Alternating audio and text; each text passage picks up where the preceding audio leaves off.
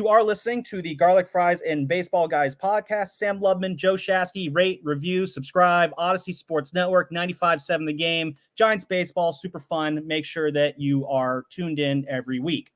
Now, last week, Farhan Zaidi, or it might have been a week and a half ago, Farhan Zaidi went on the show podcast with Joel Sherman and John Heyman and dove into the pursuit of Aaron Judge from this past offseason.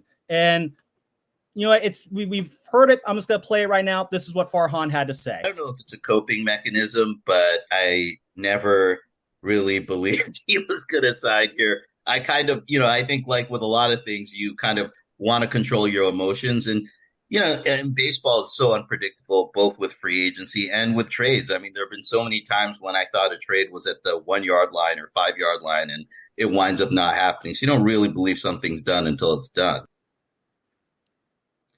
Now, basically, that's Farhan Zaidi saying that he never really expected Aaron Judge to come to the Giants, despite the Giants' very, very public interest and the Giants went hard after Aaron Judge, and he still went back to the Yankees. And it seems like another situation of Farhan saying something that maybe he shouldn't have said, which is the second time in the last year that he's done that. Also going back to his whole comments about free agents not wanting to come to San Francisco. Shasky, what was your reaction when you heard Farhan say that? I just kind of rolled my eyes. Like, what's being accomplished when you admit these things? Like, that's the truth. Just because you know it or because you think it or because you believe it to be so doesn't mean it needs to be said out loud. Here's a great example. When my wife asks me, how do I look in this dress? Even if she doesn't look smoking hot in the dress, I'm going to tell her, you look great in the dress, honey. You look smoking hot. All right? I'm not going to be like, I've seen you in better dresses. Like, no, that's just not how it works. Again, read the room, Farhan. I do think it's one of those things. I think we've kind of touched on this on this podcast before this year, that some things, Farhan, you don't need to say. Let us talking heads be the ones who say it. Like, I always felt that, the Giants were kind of put into a box when it came to the Aaron Judge pursuit. You had the fans, banging on the table, saying, bring me Aaron Judge, as if, we're J. Jonah Jameson demanding pictures of Spider-Man. And then you had Greg Johnson kind of going on saying, we know about that fellow in New York. And when you say things like that, I think it makes the Giants an easy mark if you're Aaron Judge being like, oh, hey, I could totally play that team and get some more money out of the Yankees. Farhan did say that he felt that that Judge's interest in the Giants was sincere. I personally don't believe that. I'm going to let Farhan say that it was sincere because that's what Farhan should be saying. That's Farhan playing the game. I think Farhan saying that Judge was not going to come here, that's being a little too candid. But I honestly think that Judge always saw that he saw a team that was desperate to sign him and figured, hey, I can easily play that in a way that benefits me coming back to the Yankees. And if you're Farhan, you're kind of damned if you do, damned if you don't, because if you don't go after Aaron Judge, you're going to get ripped by the fan base. If you go after Aaron Judge and fail, which is what happened, you're going to get ripped by the fan base. And so it's when you have a no-win situation there, I'm not really sure what you're supposed to do other than just, I guess you have to carry this out and take our lumps. We did the best we could to try to acquire the player. The player went back to the Yankees. Like, there's a way of diplomatically saying it without saying what he said. To say anything about saying, well, guys don't want to play in San Francisco, homeless and politics. And, dog, shut up. Like, where is the PR specialist to tell Farhan less is more? Yeah. I will always kind of look back to, so I remember Larry Baer hosted this a town hall event last July, right before the deadline, and everyone was talking about the Juan Soto trade at the time. And I remember I wrote about this for the station, and the headline was, did Larry Baer just put a damper on a potential Juan Soto and Aaron Judge deal?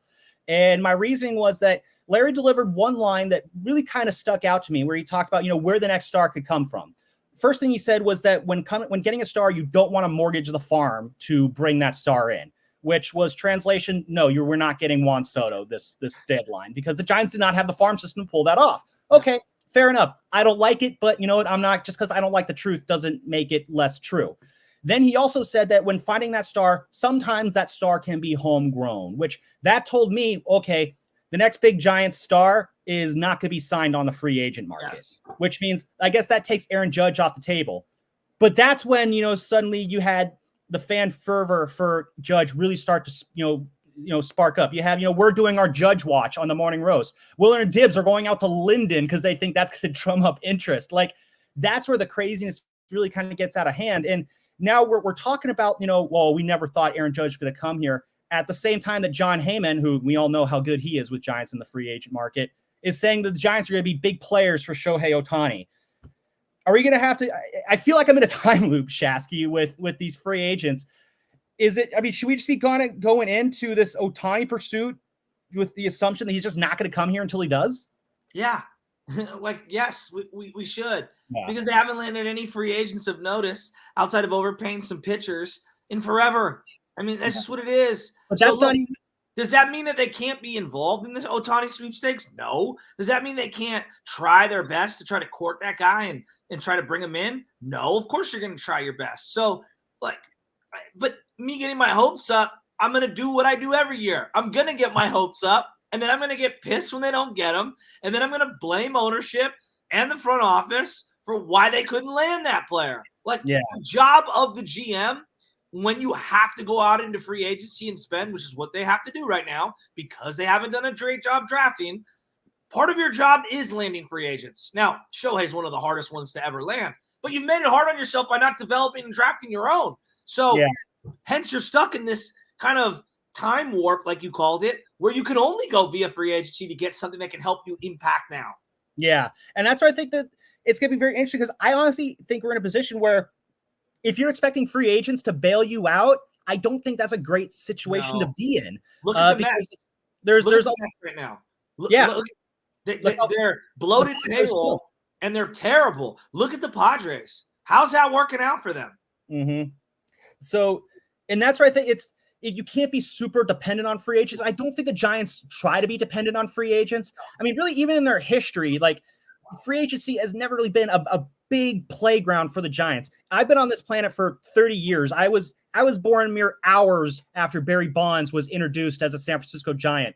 And since then, the biggest free agents that I can recall in my lifetime are Aaron Rowan, Barry Zito, which is outside of 2 starts, kind of lackluster. Johnny Cueto was fun to watch for a little while, and simply because the money was big enough.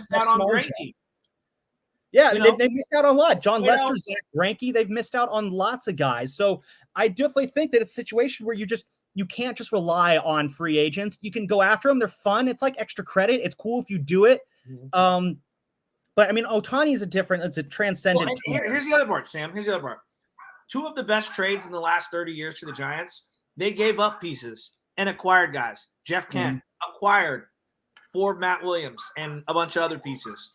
They acquired Hunter Pence, right? Think about that. Those are some of their best acquisitions.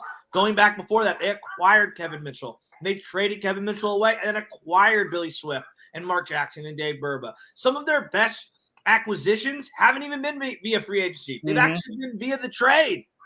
Well, it goes back to what I said earlier on this podcast this year, where you go back in the 140 years of Giants baseball, Barry Bonds is the only superstar player who's been the only face of the franchise player who joined this organization via free agency. And he was homegrown because he was homegrown. Yeah. So it's never been the Giants' organizational philosophy going all the way back to, 1883 that, even your dog agrees. It's not a strategy the Giants have ever employed. And when you look at it that way, you're willing to kind of accept it. But at the same time, Farhan, at the end of the day, the moral of the story is, I mean, I guess I appreciate the candidness of it, the being real of it, but at the same time, like, let us handle that one, okay? Like, Sam, here's my advice to him. If I was his consigliere, Farhan, shut up. Yes. I guess the last note here, I want to try and do this as quickly as we can, is if you're Giants ownership hearing Farhan say that, does that trigger you in any sort of way? Because at the same time, I feel like ownership kind of forced him into this really brutal situation. If I'm ownership, well, first off, who is ownership? We talking about Greg Johnson's kid? Yeah. You know what I mean? Like Charles Johnson's kid, Greg, excuse me. Like, I don't even know who that person is. Forget that. If this were somebody talking about, like, John Lynch talking about Patrick Mahomes, John, shh, quiet. That's what Jed's probably saying. If this is, formerly Bob Myers talking about, oh, we should have drafted LaMelo. What do you think Joe Lacob would say? Shh, quiet. Yeah. Right? So Any decent owner is going to say, Farhan, some things are better left unsaid. Exactly. Now, I don't think that's going to totally crush his standing with ownership. I do believe that ownership is still very much in Farhan's corner and in believing of his strategy, but keep having weeks like we've seen in the last week and a half. That's going to change. We can't have more years like we had last year because that was no fun. So before we get out of here, we got the Rockies coming into town this weekend. We are recording this on Thursday the 6th. You'll probably be hearing this on Friday the 7th, right before the Giants play the Rockies. And I'll be honest, I like to say, games are must win. Giants, they 2 of 3 at minimum. Is anything less is unacceptable. A sweep going into the All-Star break, I think, would alleviate a lot of concerns that have bubbled up within this fan base over the last week and a half. And then you got a very long, brutal road trip coming out of the All-Star break that Giants need to be able to hit the ground running on that. So these next 14 games, they could very well decide the fate of the season. So it'll be very interesting to see. And then we got the deadline. So this has been episode 64 of the Garlic Fries and Baseball Guys podcast. We'll be back hopefully in a few days after the Giants take on the Rockies, and we'll have an entire first half to recap on the next episode. So until then, we will see you on the next one.